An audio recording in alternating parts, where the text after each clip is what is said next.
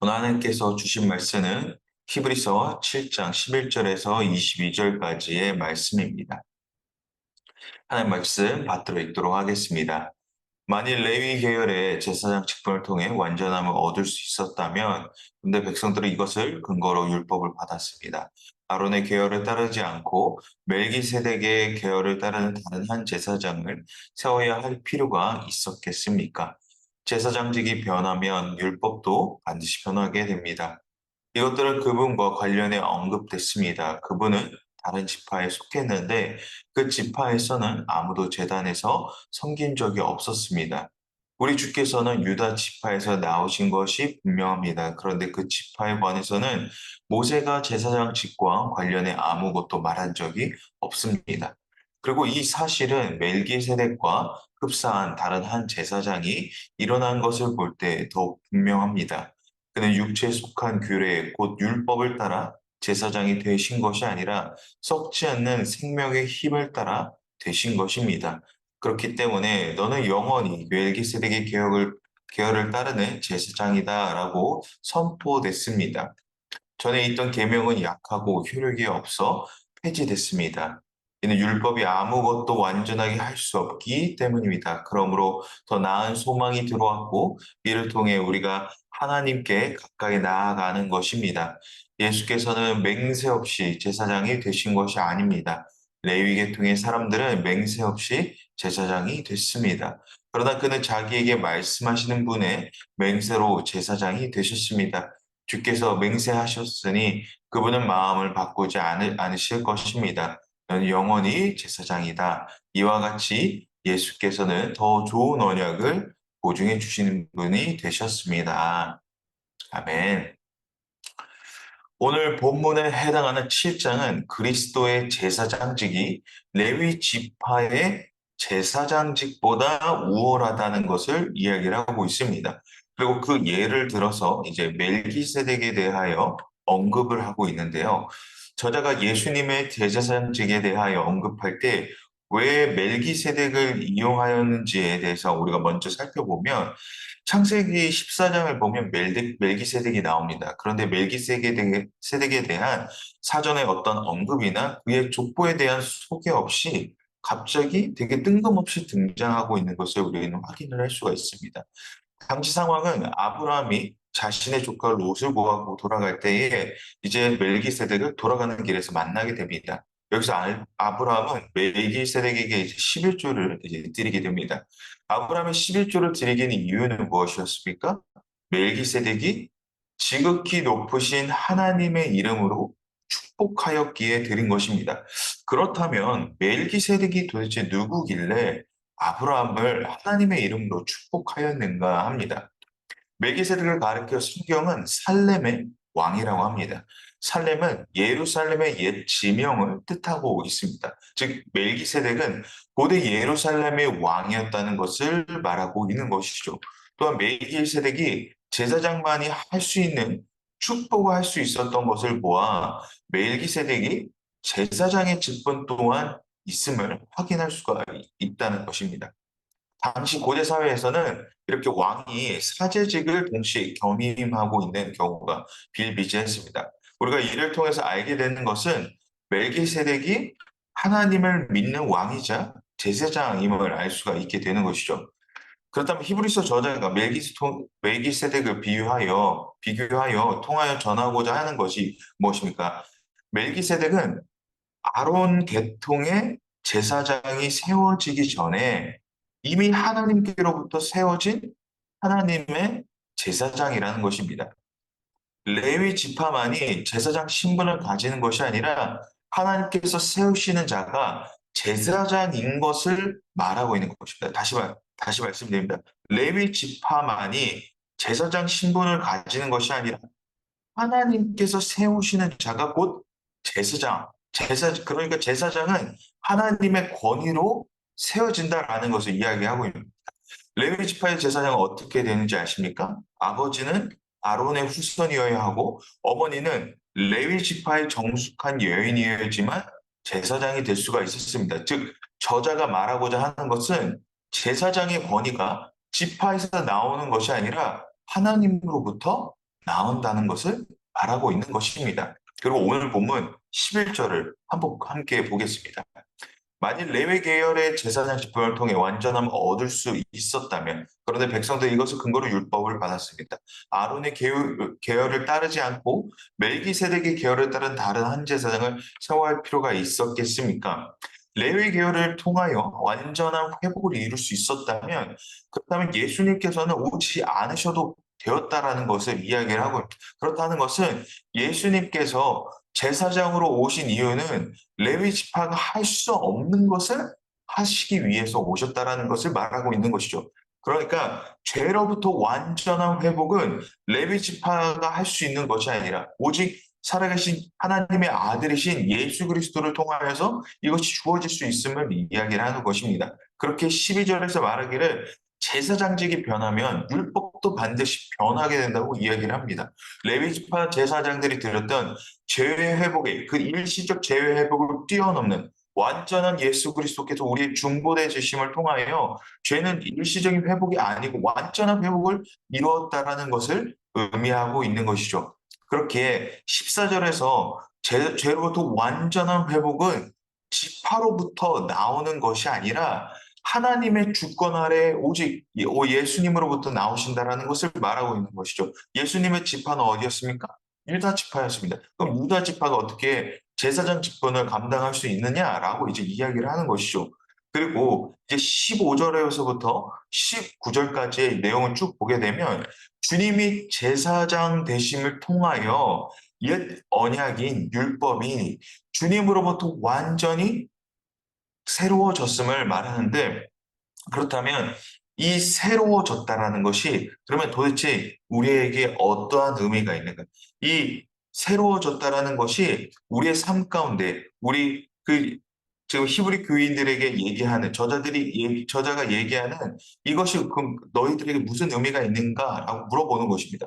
이전에는 죄로 인해 하나님 앞에 가까이 갈 수 없었던 너희가 예수 그리스도를 통하여 예수 그리스도께서 새 언약이 되시사 주님 앞에 나아갈 수 있는 소망이 너희들 안에 있게 된 것이다라고 이야기하는 것입니다. 다시 말해 이 소망은 우리의 어떠한 노력에 너희들의 어떤 노력으로 인해서 율법을 열심히 지키고자 하는 노력에 대비해서 주어진 것이 아니라 믿음을 통하여 예수 그리스도를 믿는 믿음을 통하여 주어졌다라는 사실을 전달하고 있는 것입니다.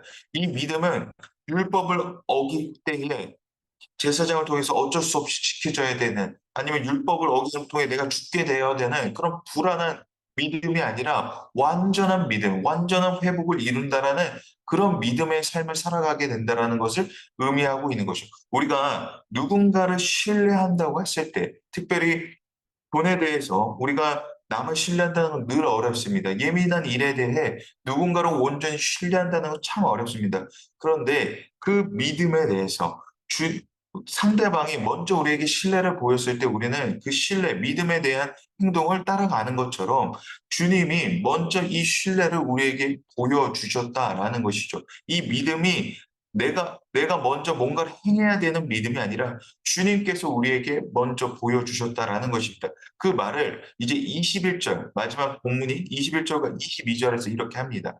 그러나 그는 자기에게 말씀하시는 분의 맹세로 제사장이 되셨습니다. 주께서 맹세하셨으니 그분은 마음을 바꾸지 않으실 것입니다. 너는 영원히 제사장이다. 이와 같이 예수께서는 더 좋은 언약을 보증해 주시는 분이 되셨습니다. 라고 이야기를 합니다.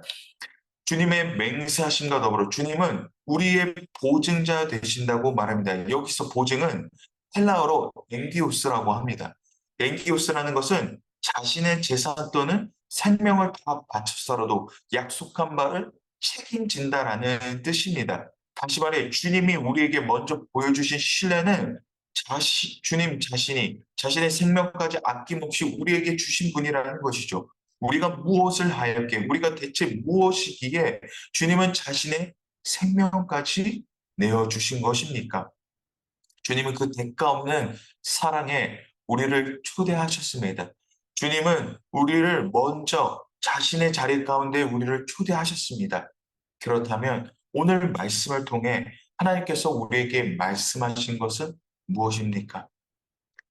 주님께서 오늘 말씀을 통해서 우리에게 말씀하시는 것은 새 언약을 품은 그리스도인으로 살아가야 한다라는 것을 말하고 있는 것입니다. 새 언약을 품고 살아간다는 것은 새 옷을 입었다는 것과 같습니다. 저는 옷을 특별히 별로 사지를 않습니다. 그래서 더 이 옷이 정말 낡아서 바래지거나 해진 것이 아니라면 따로 사지 않습니다. 이런 모습을 가장 안타까워하는 모습은 누구입니까? 네, 제 아내는 참 저의 이런 모습을 보면 참 싫어합니다. 새 옷을 막 이렇게 어떻게든 사려고 해도 제가 안 산다 막 합니다. 그런데 막상 아내가 몰래 옷을 이렇게 사다 주면 기분이 좋습니다. 그리고 기분 좋은 마음 가운데 바래진 옛 옷을 안 입기 시작하고 색이 쨍한 새 옷을 입고 기분 좋게 다닙니다. 이와 같이 새 언약을 품고 산다는 것은 새 옷을 입었다는 우리의 색이 바래진 것이 아니라 선명해졌음을 뜻합니다. 내가 그리스도인이라는 색이 확실하게 입혀졌다라는 것입니다. 이것은 다시 말해 예수님을 믿는다는 것은 우리의 인생이 그 어떤 인생보다 선명해졌음을 뜻하고 있는 것입니다. 이전과 같이 바래진 헌옷의 인생을 살아가는 것이 아니라 주님이 우리와 함께 하시는 선명한 인생이 되었다라는 것을 의미하고 있는 것입니다. 옛 언약은 색이 금방 빠지는 일시적인 것이었다면 새 언약은 절대 그 색이 빠지지 않게 된 영원한 것이라는 것을 말하고 있는 것입니다. 내가 무슨 짓을 해도 그 색은 절대 변하지 않으며 다른 오염 물질을 묻어서 빨게 되어도 절대 그 색은 빠지지 않는다라는 것입니다. 주님이 우리와 함께 하시는 그 선명하신 그 인생을 입고 살아가시기를 바라겠습니다. 그 선명한 은혜는 우리가 어떠한 행동을 하더라도 변치 않으십니다. 주님이 우리를 향한 그 사랑은 절대 변하여지지 않고 어떠한 방법을 쓰더라도 절대 주님의 그 사랑으로서 우리를 끊어낼 수가 없습니다. 그렇다는 것은 무엇입니까? 우리의 모든 삶의 여정 속에서 우리의 삶의 여러 어려운 위기들 속에서 그 색은 절대 변하지 않는 위기가 닥쳐오더라도 그 색은 더욱 선명해진다라는 것입니다. 그러므로 여러분, 우리가 그 새 옷을 입고 산다라는 의미를 잘 생각하시기를 바랍니다. 주님이 우리와 함께 하신다는 것은 이 색이 절대 변하지 않는 색상으로 하나님께서 만드셨다라는 것입니다. 그 누구가 이 옷을 찢거나 어떻게 해서 벗길 수가 없다라는 것을 의미하고 있는다라는 것입니다. 주님의 사랑은, 주님의 새 언약은 이러한 의미를 가지고 있는 것입니다. 여러분, 이 새 언약 가운데에 머무는 인생이라는 것을 아시기 바랍니다. 내가 벗을 수도 없고요. 내가 이것을 어떻게든 제쳐낼 수가 없습니다. 주님을 우리가 믿음으로 통하여서 우리에게 주어진 것은 주님의 영원한 사랑이 우리 안에 머물고 있다는 것을 의미하고 있습니다. 그렇다는 것은 이 새 언약을 가지고 살아간다는 의미는 주님이 나와 함께 하신다는 것, 주님이 나와 동행하신다는 것을 잊지 않으시기를 바랍니다. 그러므로 여러분, 이 새 옷을 입고 나아가는 인생을 살아가시기를 바랍니다. 이 새 옷을 입은 인생은 두려움이 없습니다. 왜 두려움이 없습니까? 주님이 우리와 함께 하신다라는 것을 의미하고 있는 것이죠. 그 위기를 우리의 때때로 마주치는 그 위기의 상황 가운데에 두려워하지 마시기 바랍니다. 새 언약을 살아가는 여러분, 주님이 우리의 어두운 길을 먼저 밝히시며 그 길을 걸어가고 계십니다. 때때로 죄의 유혹에 넘어가 낙망할지라도 주님이 우리를 붙들고 계신다라는 것을 잊지 않으시기 바랍니다. 어두운 삶의 자리 가운데에 주님이 우리를 늘 찾아와 주십니다. 주님이 늘 함께 한다는 것, 세상의 모든 것을 통치하시는 하나님께서 우리와 함께 하신다는 것을 늘 잊지 않은 인생이 되시기를 바랍니다. 새 언약을 품은 그리스도인은 늘 우리 안에 담대함이 있습니다. 늘 우리 안에 참된 소망이 있습니다. 우리의 색은 우리의 영원한 하나님의 색상을 따라갑니다. 무슨 색입니까? 밝은 색입니다. 그 밝은 빛은 그 어떠한 색으로도 비교할 수가 없습니다. 그러므로 우리 안에 있는 어둠은, 우리의 앞으로의 인생의 가운데 어둠은 이미 사라진 것입니다. 주님으로 통하여서 이미 밝아진 인생을 우리가 살아가고 있는 것입니다. 그러므로 우리의 인생의 때를 두려워하지 마시기 바랍니다. 앞으로 나아가는 우리의 인생을 걱정과 어떠한 여러 가지 어려움들 속에서 걸어간다고 생각하지 마시기 바랍니다.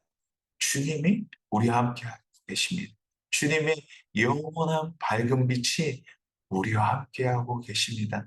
주님의 그 의로운 오른손을 붙잡고 오늘도 주님이 나와 함께 하신다는 그 믿음이 우리의 가슴에 새겨져 주님과 늘 동행함으로 주님의 은혜가 오늘도 우리 안에 있음을 잊지 않으시는 그리스도인, 그 멋을 아는, 그 빛을 아는 그리스도인이 되시기를 주님의 이름으로 축복합니다.